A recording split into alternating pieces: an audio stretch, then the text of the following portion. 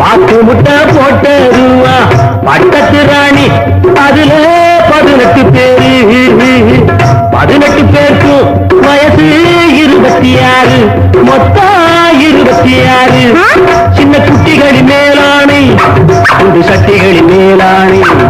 இது வள்ளுவனி நேட்டில் உண்டு பரம்பரை பாட்டில் உண்டு கதையில்ல மகராசி ஆட்டுக்குட்டி முட்டையிட்டு கோழிக்குட்டி வந்தோதுன்னு யானை குஞ்சி சொல்ல கேட்டு